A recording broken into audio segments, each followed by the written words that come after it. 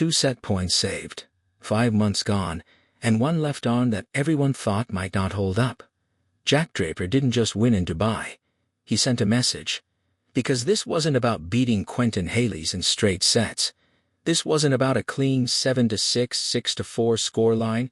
This was about survival, about doubt, about whether one of the most exciting talents in British tennis could truly come back the same. And here's the real question we're answering today. Is Jack Draper actually ready for what's coming next? Let's rewind for a second. 5 months. That's how long Draper was off the ATP Tour. 5 months of rehab, 5 months of silence, 5 months of wondering if his body would betray him again. In modern tennis, 5 months is an eternity. Rankings slip, momentum disappears, confidence fades, the locker room moves on. But Draper didn't. He returned earlier this month in the Davis Cup, representing Great Britain against Norway. No easing in, no soft landing, just straight back into competitive pressure. And he delivered. 2 matches, 2 wins, no visible hesitation. That alone was impressive. But then came Rotterdam. He withdrew from the Rotterdam Open, and suddenly the whispers started. Former pro Steve Johnson openly questioned the status of Draper's left arm, and if you followed Draper's career, you know that arm has been the recurring storyline. The serve, the power, the string. When a player pulls out shortly after returning, it sets off alarms. Was he rushed back? Was the arm still fragile? Was this comeback already in danger? Those doubts followed him into Dubai, and on Monday, Draper answered them. He didn't just win. He handled pressure. He saved 2 set points in the opening tiebreak against Quentin Halys. That's not something a player does if he's unsure. That's not something a player does if he doesn't trust his body. There was authority in his serve.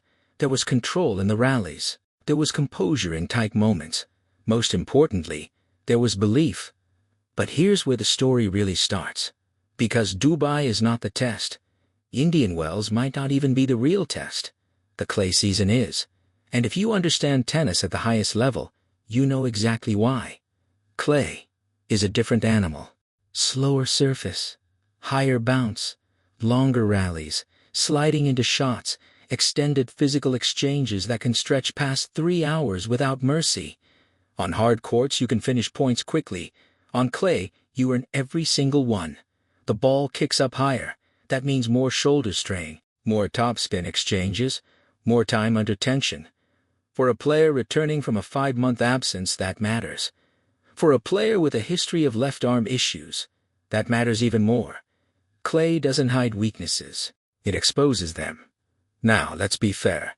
Draper isn't walking into clay season unprepared. In fact, there's a strong argument that last year completely changed the narrative around his ability on the dirt. Because not long ago, clay was considered his weakest surface. British players historically struggle there. The culture, the training environment, the lack of early exposure, it creates a mental barrier before the first ball is even struck. And Draper admitted that. He talked about a mindset shift, about believing he belonged, about momentum and confidence. That wasn't PR talk. That was transformation. Look at what happened last year at the Monte Carlo Masters. He reached the round of 16 before losing to Alejandro Davidovich Fokina. Competitive, sharp, fearless. Then came Madrid. He didn't just have a good run. He reached the final. On clay. At a Masters 1000 event. That's not a fluke. That's evolution. He pushed deep into the tournament and only fell to Casper Ruud, one of the most accomplished clay players on tour. Then in Rome at the Italian Open, he made the quarterfinals before losing to Carlos Alcaraz. And at Roland Garros, 4th round, lost to Alexander Bublik, but still a strong showing. Let's be honest. That's not the resume of a player who can't play on clay. That's the resume of someone who figured it out. So what changed? Confidence. Draper said it himself at this level. It's about momentum. When you win more, when you feel like you belong near the top, your entire body language changes. And that's the key word, belong. Because tennis is psychological warfare as much as physical endurance. When a player steps onto clay believing they're disadvantaged, they already are. Last year, Draper flipped that script.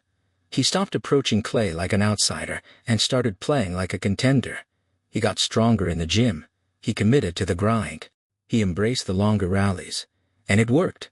But now we enter the second chapter of this story. Because last year's clay success came when he was fully fit and riding momentum. This year, he's coming off a 5-month injury layoff. The fitness base matters. The recovery patterns matter. The match rhythm matters.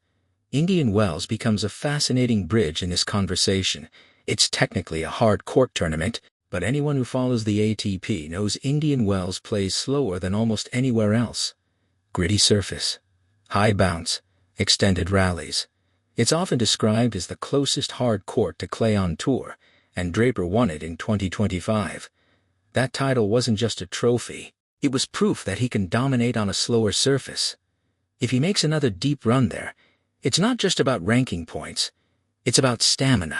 It's about testing the arm in extended rallies. It's about building confidence before the European clay swing begins. This is where we start asking bigger questions. Can his left arm handle 3-hour matches in Monte Carlo? Can his body sustain back-to-back physically draining contests in Madrid? Can he push through 5-set battles at Roland Garros without relapse? Because clay doesn't forgive half-prepared bodies. Now, here's my honest take. If Draper stays healthy through Indian Wells and Miami, I believe he can replicate, maybe even surpass last year's clay results. His game actually suits modern clay better than people realize. Heavy lefty forehand, strong first serve, improved patience in rallies, willingness to construct points, and most importantly, he now believes. Belief changes everything. But here's the curiosity gap I can't ignore. Injuries don't just test your body, they test your confidence in the body. Every extended rally carries a whisper in the back of your mind. Is it going to hold? Elite athletes don't talk about that fear openly, but it exists. We won't know how Draper truly feels until he's 2 hours into a grueling clay battle, sliding into backhands, stretching for wide forehands, serving at 5-5 in the third set. That's the moment of truth. And that's why Dubai, as impressive as it was, is only the prologue. What impressed me most against Halys wasn't just the win. It was the composure on those 2 saved set points. That's a player who trusts himself again. That's a player not protecting an injury. That's a player competing. But clay doesn't care about one match. Clay asks for proof over weeks. So here's where this becomes bigger than one tournament. Draper has 2 points to prove this clay season. First, is his overall fitness at top 10 level after such a long layoff? Second, can his left arm withstand repeated stress under slow surface conditions? If the answer to both is yes, we're not just talking about a successful comeback. We're talking about a genuine top-tier threat in the biggest clay events of the year, and that shifts the entire conversation around British tennis. Because for years, the narrative was simple. Hard courts? Yes. Grass? Absolutely. Clay? Not really. Draper is rewriting that. He said something powerful last year. Players from the UK sometimes go into clay believing they won't be great on it, and that belief limits them. That's brutally honest, and it's also accurate. He chose to reject that narrative. Now, he has to defend it. If he crashes out early this clay season, the critics will say last year was a hot streak. If he reaches another Masters final or pushes deep at Roland Garros, the message becomes undeniable. He belongs everywhere. Let's talk predictions.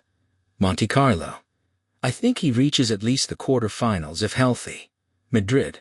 The altitude suits his aggressive game. Another semi-final run wouldn't shock me.